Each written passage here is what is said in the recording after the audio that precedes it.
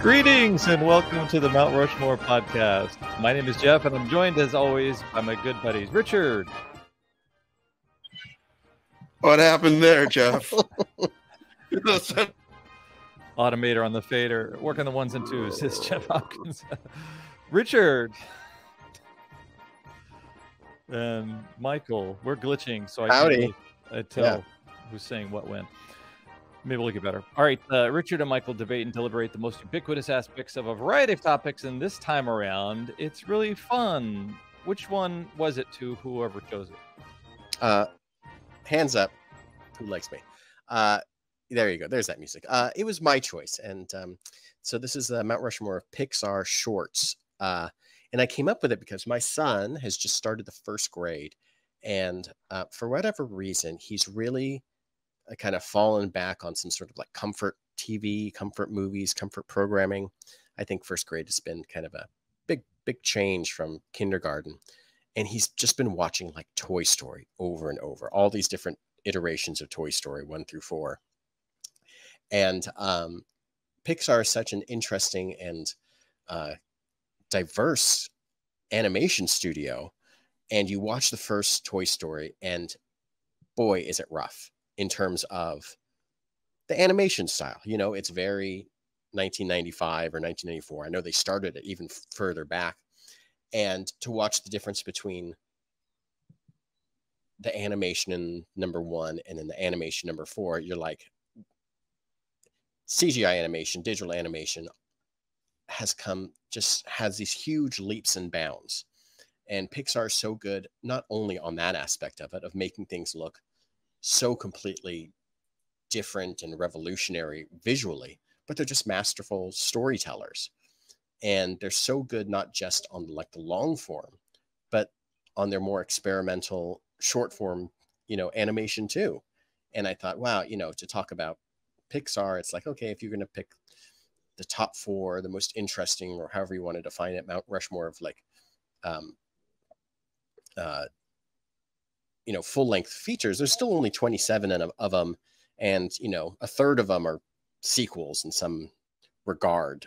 Not that they're not all good on their own, but like they've always been good at putting out these little shorts that range from like their very first ones to that are kind of like on that same sort of Toy Story animation wise, not so great, but to something that are just so visually interesting, whether they use voice talent or not, they're so good. And I thought, this it's so wide and so broad that it would be a good topic. So I've been watching a lot of like shorts and a lot of Pixar and a lot of stuff lately because of my son. And I thought, hey, let's abuse that relationship and turn it into a podcast the way that everybody does.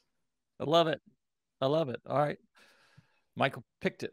Richard starts it. What's your first one, Richard? All right. My first one is the first one, at least. The first one that was shown before a Pixar movie. And that would be Luxo Jr. Super. And it's kind of I don't know that it's but as we talk about on the show, we're not always going for the 4 best or the 4 great, or kind of most representative, or the 4 that kind of say something about it. This is the first one. This came out before this was played before Toy Story 2.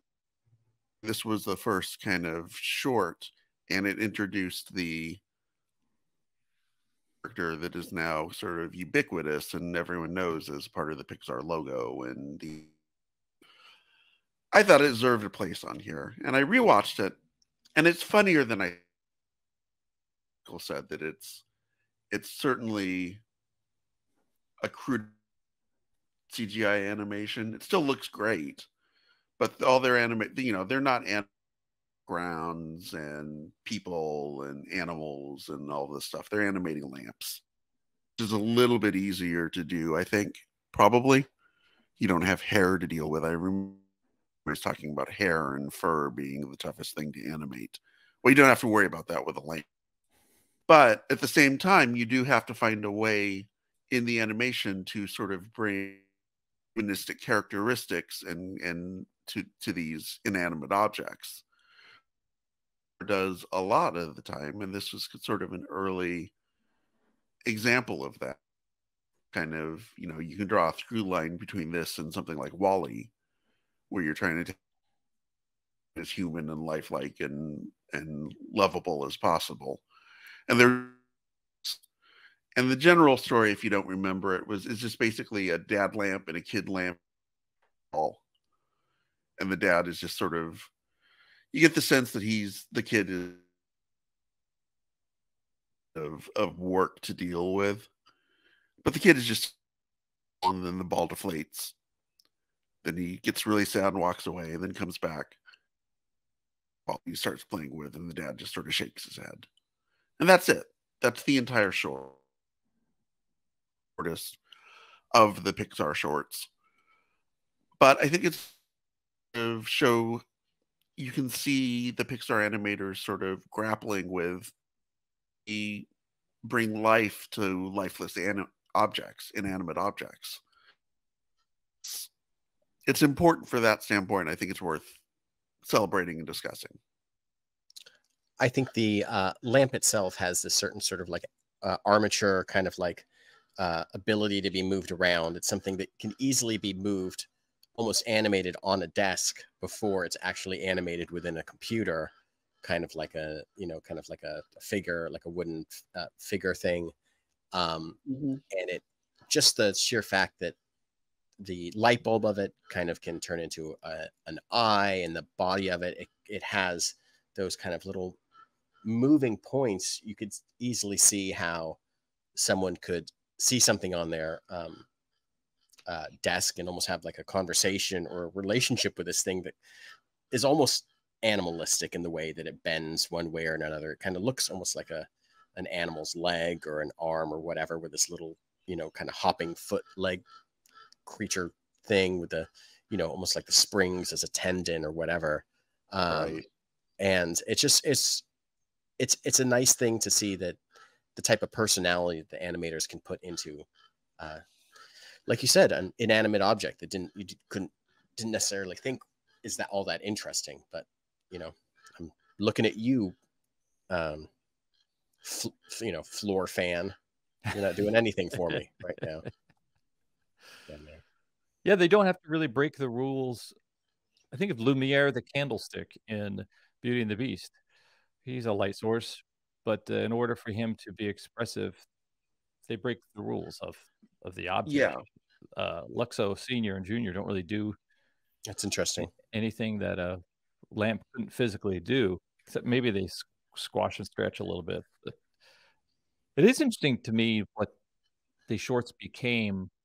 The shorts were how CGI techniques were developed and shared out at the early versions of scientific computer conventions and things like that. But then ultimately it became, I think, a proving ground for all the artists at Pixar, but definitely directors. They're almost like the small engine planes. Right. If you can safely take this off and land it, then we'll let you do a feature down the road. But yeah, it's sort of like emotional testing grounds for these characters. Yeah, it's the experimental wing of things that maybe wouldn't make sense to attempt to do in a feature film.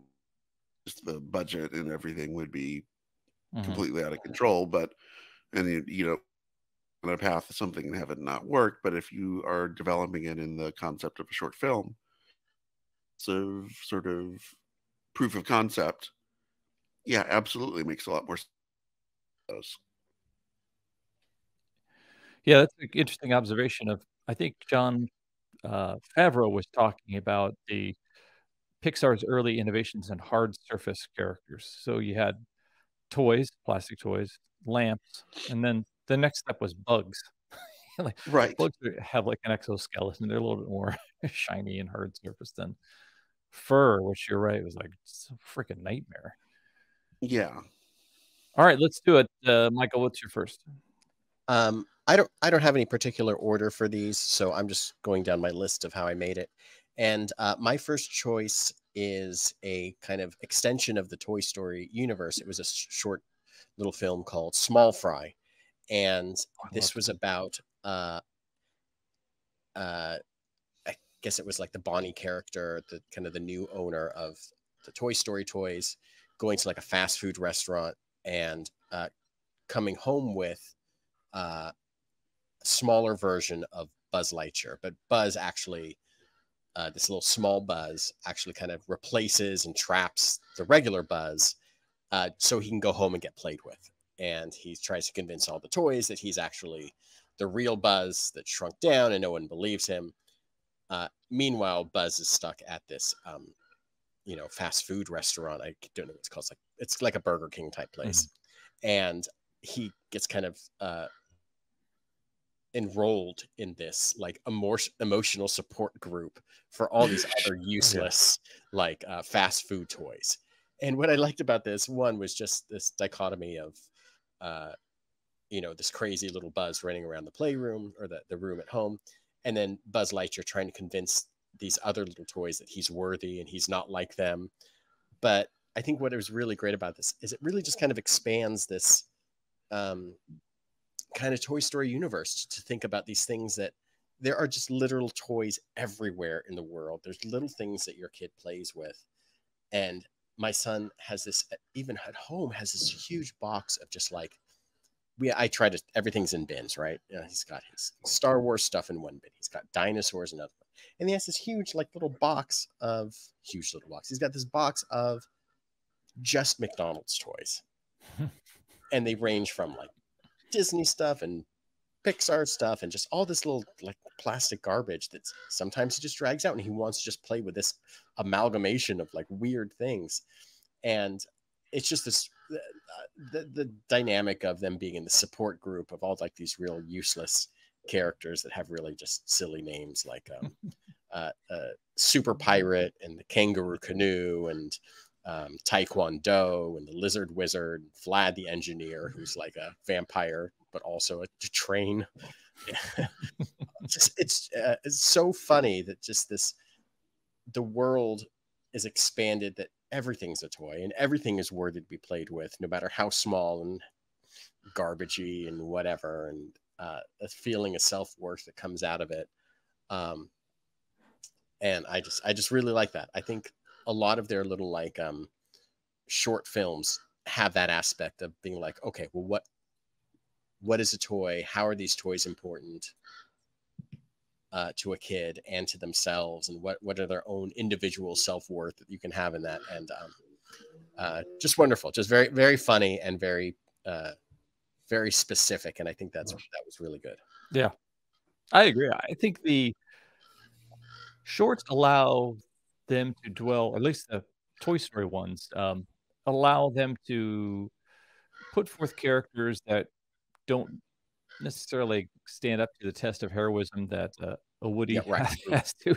They can be funny, short. If you don't like it, don't worry, it's over 5 minutes. It's a short. Right. And I think they deal in irony more than the feature does.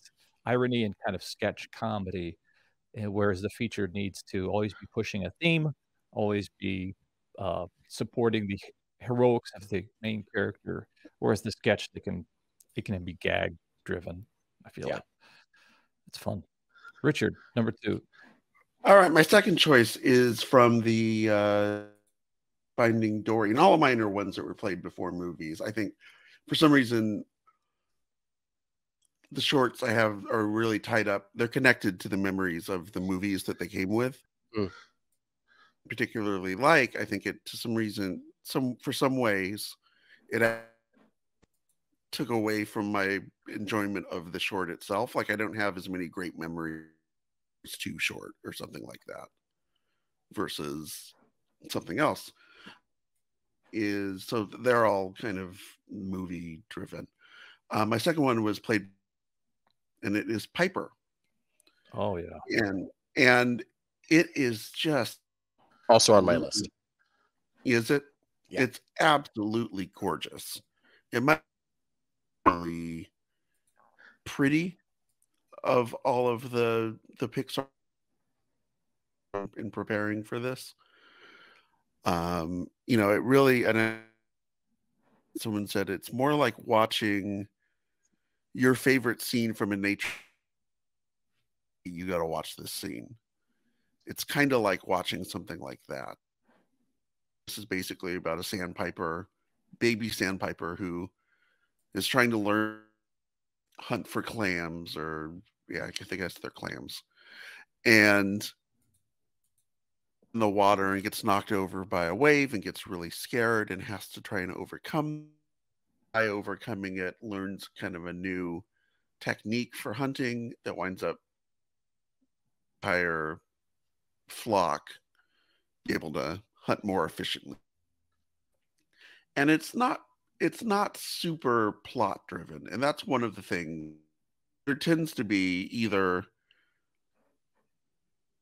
shorts that have a wedged into 5 minutes, 5-6 minutes, or they tend to be more kind of in sort of telling almost like tone bones.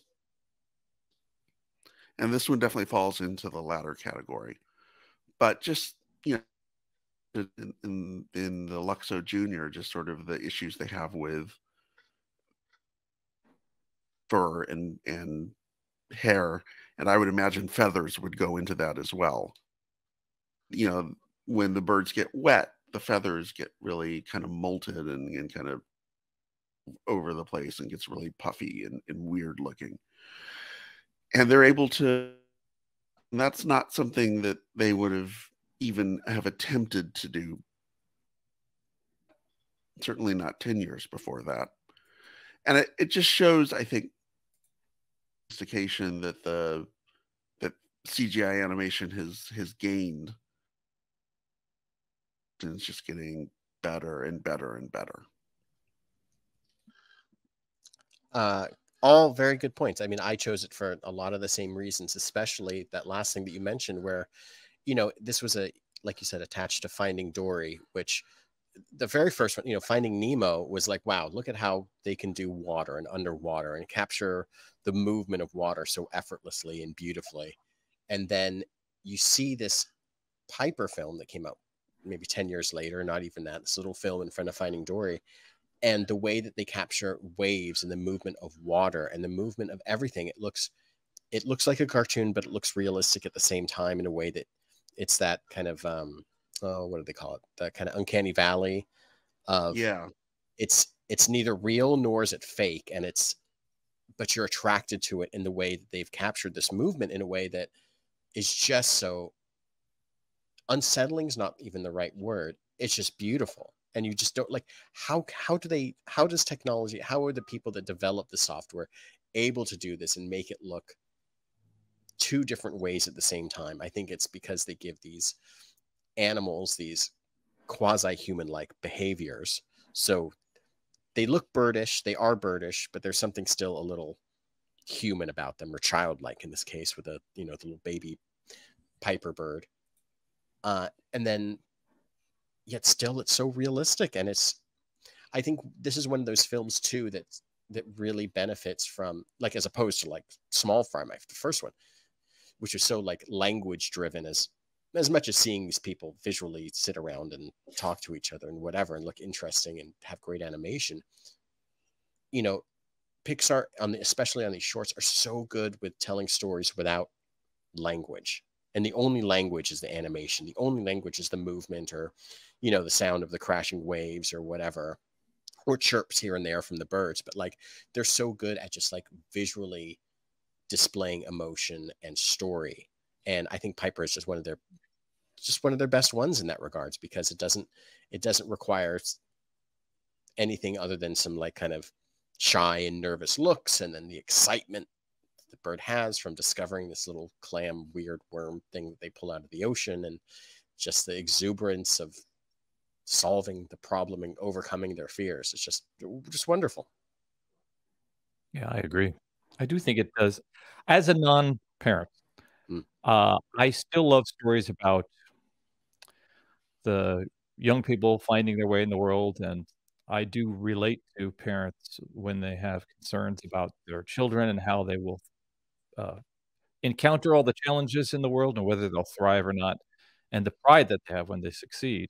And that film, in a handful of minutes does more than what Inside Out did for me. There's all this. The next chapter of Pixar is definitely the parents and the adults concerned about their kids and the world that's left for them, the world that may beat them up, and it annoys the shit out of me.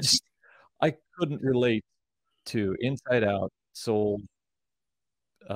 Just too many bloopy blobs worrying about the feels and what their kids were gonna feel. So, yeah, for me, it's no turning red for you. No turning red. I was like, come on, just enough.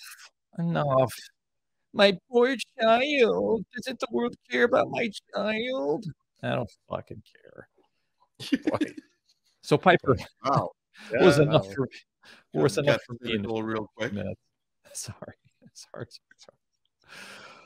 For those of you watching the video feed, you will now see my shorts as I go of pets and things that we love and animals and creatures. My cat is in my bedroom and I need to let him out. So I thought we were going to see your shorts. That's a good halftime. That's a good halftime break. Let the cat out for halftime. And you can salute my shorts if you would like. Salute Richard Shorts. This week's podcast is brought to you by Fruit of the Loom, the choice of underwear for many men. Not in my underwear. I'm in my regular shorts. Mighty White Ace is worn on stage by Kyle Glass and Jack Black. And we're back. So we are at our half, but Michael's second was Richard's second, so we'll start with. Wait. Yeah, that's right. Me for 3. Okay. My third choice is a short film called Sanjay's Super Team. And this was in front of the Good Dinosaur. But there's 2 reasons I picked this. One, a little shout out to my good friend, Sanjay, who lives down the street, whose son is in my class with Felix, and they're super good friends. He directed this film and has gone on to do a bunch of other animated things. But also visually and emotionally, this is such a wonderful little film about, I'm sorry, Jeff, a father and son connecting over being these 2 people that are on opposite sides of things. That the film is about a boy watching TV, watching this kind of Power Rangers type animated show, and the father praying Hindu kind of saying a prayer to his little Hindu prayer box. So there's a television box on one side, there's this Hindu prayer box on the other side with Shiva and Ganesh and different Hindu gods, and how he is kind of disgusted with his son's love of watching cartoons and drawing them and trying to bring him into his religion. And the son is sitting there and starts to pray and starts to transform all these little Hindu gods into these little superheroes. And visually, this thing is just so dynamic and wild. The colors in it are just so I don't even know what to word. It feels like a television has exploded, and everything is kind of separated into different colors, and the light spectrum and everything just wonderful visually. And ultimately at the end, after within this boy's kind of dream of his superheroes, and within this little box, the father kind of lets go of it and allows him to watch TV again. And they both kind of come together at the end and realize that they both have things to share between each other. And it's just so wonderfully beautiful, done without any sort of language other than the language of the animation and sound effects and things that just incredible effort. And it's just at the end, it ends with this real sweet picture of Sanjay, the real person, with his dad. Just this really sweet, just somehow they found a way to connect over things, and just perfect. And it's just, that's what these shorts do. I think also culturally, they just expand what you see on screen in so many different ways. And this is very specifically Hindu, and just something you just don't see out in the real world, or you hadn't seen. I think that Disney has, you can call them woke, but they've done such an amazing effort over the last decade plus to open up the door for every culture, every type of person to feel like they are included. And I think Marvel, to an extent too, if you want to even expand Disney's Marvelness, to include a multi kind of culturalism, multinationality, racially, where superheroes and are represented across the board. And I think that, you know, some morons out there call it woke. It just feels like Disney, I think, is just very good about at some point understanding this. You can't go on having done things the way you did it in 1951. Yeah. You know, it's definitely about money too. Disney's not dumb. And it's definitely about money too. Come on. Yeah. I also think they're doing it well. If you see on Disney Plus 3 Caballeros, that was an attempt to shine a cultural light or incorporate cultural elements from Mexico. And it's done in a way that feels like I don't know, now it seems kind of crass. At the time, it was probably crass culturally, but it was still opening people's eyes to culture that they hadn't received through cinema or through animation, which was really cool. So yeah, I think that I think the big difference is it's not just like white guys going down to South America, drawing what they see and then animating it. It's getting someone from Ecuador to make a film about their actual lived experience. Yeah. And I think that's it. You're handing the keys to somebody else versus telling somebody that already has the keys to go experience it and drive back and report back what you saw. Mm-hmm. And like Bao is, well, I don't know if we're going to talk about Bao. That's, I think, another example of that. Okay, Richard. All right. So my one is Day and Night, which played before Toy Story 3. Boy, Richard, we're on the same page. Also, my last pick. Also, your last pick. I love this one. Yeah. It's kind of hard. If you haven't seen it, it's kind of hard to explain these two blobby sort of humanoid creatures cutouts. And one is a cutout of things that are happening in daytime, of things that are happening at nighttime. And they can be cutouts of the same place at the same, see them at different points in the day. So like if they're showing Vegas, the day one shows you what Vegas looks like in the day, and then the night one will walk over lights and casinos going and everything flashing. There's definitely also the two blobby characters are just kind of like these kind of 2D silhouettes over a 3D background. So like there's this wonderful kind of like two planes of existence on top of each other while you're watching like these two night and day type creatures. Like you said, these huge schnozzed blobby creatures. But like when you see just the 2D cutout, you see it's, you know, definitely it's a perspective aspect of it, you know? Right. So I really was intrigued when this came out. This came out before Toy Story 3. Reminds me of the type of animation that Disney was doing, I don't know, the 40s, 30s. I agree. You think about like where it was really like trying to push the boundaries of and maybe it's because in Day and Night music focus soundtrack, and that's based so maybe that got me thinking of Fantasia and sort of this being Pixar's Fantasia in some ways. But I think there are quite a few like fun little elements, like comedy elements to it, like when the day one walks over laying at the beach and and the night one gets really excited by that. Good to know that Pixar characters can get horny too. You know.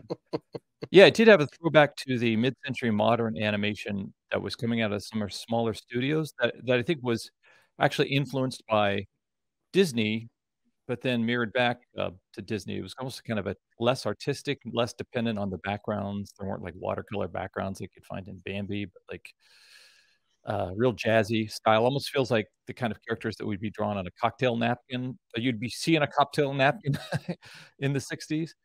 Yeah. But, yeah. Yeah, that was so cool. That was so fun. All right. So then, Richard, are you on to your last one? Unless Michael wants to say more about day and night. I just like, ultimately the thematic element is how these two creatures are kind of have opposing viewpoints of what they believe is the best preferred, and then they experience the other person's, we'll just call them other person's life, and realize that, hey, both of us have good things, even though they're the same, and let's move on together. They kind of had this nice point where things kind of cross over into like dusk, or cross over into sunset or sunrise. Yeah. And they kind of experience things at the exact same moment, and then kind of can move on. But no, like you said, very heavily gag based. There's one that didn't make my list that maybe we can talk about at the very end, after you've made your choices, that I think they're very good on like these doing things like that. Like, just, I got jokes that I got to get out of there that aren't going to work on that aren't going to work in Up. Yeah. It's a throwback to the early days of short form. Before animation became feature animation, shorts were just an assemblage of gags. Yeah. And as a fan of the park, that you see some of the early attractions that are just that, Pirates of the Caribbean, you're just Haunted Mansion, you're just on a mover going through gags, scenarios of things. Interesting. Okay. What is the last choice, Mr. Manfredi? All right, my last one. Maybe this is, I don't know, Michael, but Presto. Oh, sure. The short that played before WALL-E. And this is a gag a minute. Gag, just gag after gag after gag. It's basically a magician who has a magic top hat that then connects to a that he can use to reach into and pull anything out of. Will pull the rabbit out of the hat because the rabbit will wear the hat, the wizard's hat, and when he reaches in on through the top hat, the rabbit is off stage and he will be able to through the top hat and out into his hand. The only issue, and I hadn't noticed this point before, when you see the rabbit desperately trying to get to this carrot that he wants to eat, that's taped to behind him that says "Feed the rabbit." And obviously the do this, and when it's time to perform, the rabbit is carrot. The magician gets more and more stubborn about it, so the rabbit keeps physical comedy bits with him that just sort of absurd. And it really reminds me of film, Chuck Jones short or something like that. And that you've just got all of it's with this like impeccable timing, just kind of hitting one right after the other. Bam, bam, bam, bam, bam. And it's just the pace is relentless, and you just keep getting bit after bit. And it just, I know we don't always do my favorite in terms of rewatchability Pixar shorts, I think. Yeah, that's a good one. I love the gags. I love, especially when they're executed with the clockwork that animation can afford. You could never do that with live action. you need to have complete control over these things. Yeah, Michael, the timing you're able to have with animation is different than what you can accomplish with live actors. Absolutely. I find it fascinating what a studio like Pixar does with the animation shorts. And it seems like they're a training ground, but they're also another completely viable marketing tool. They sell them, they have them digitally available. But it definitely a short is so different than a feature film, though. You've got to do all this stuff with a character from a feature film that you don't need to do with a short. Like, who are their parents? Nobody knows. It's a short. You don't care. But definitely, it seems like a training ground for those long format ones. I think that happens too often, where someone is a director of a short, they're an animator who comes up with an idea, they're able to get it worked into a short, and then that can help kind of springboard them onto a further career directing something longer. If you can accomplish something in a smaller format, I think it allows them to be able to say like, hey, I can do this for 5 minutes. What if I did it for 89 minutes? Yeah, must be challenging. All right, gents, this has been fun to discuss. Wait, we have one. Michael has one more, I think. No, we split. We split. Okay. Wow, neither. I'm sorry, what'd you say, Richard? I said neither of us picked Bow. That's surprising. Oh yeah. That's, I think, a lot of people would say that's the ideal of a Pixar short, but I noticed it's just interesting that neither top four. Yeah. Well, I've been a computer animation fan for some time, and if you would ask me what like the first Pixar shorts were, I would say teacup spinning in air, or hand folding and unfolding. These things that were shown at science. Triangle sitting there.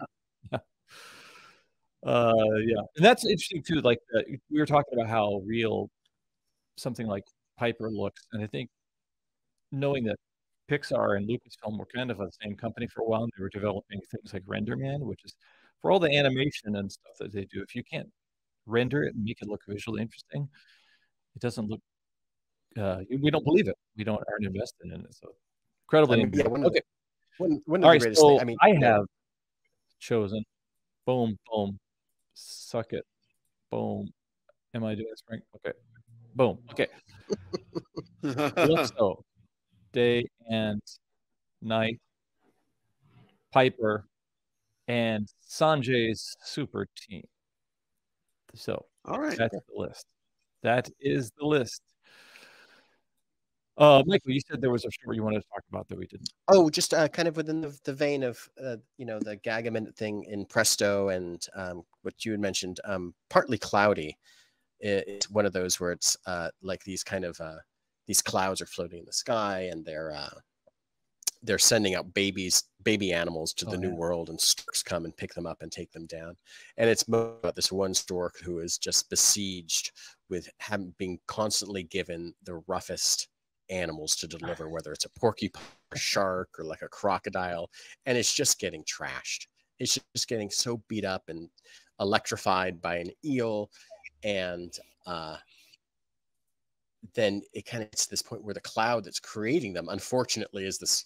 He feels like this stork doesn't care for him, but the stork keeps coming back, and then the stork keeps getting like padded up and just ready, just give me more, and he's just like, his stork is his cloud, and he'll take whatever's thrown at him. And it's just, but it's the same sort of like, how are we the stork apart and leaving like a plucked goose? I gotta watch that. That's beautiful. All right, dudes, this has been the Mount Rushmore of Pixar shorts. Yeah. Oh, let me get that. Oh, let me get the music. This has been the Mount Rushmore of Pixar shorts.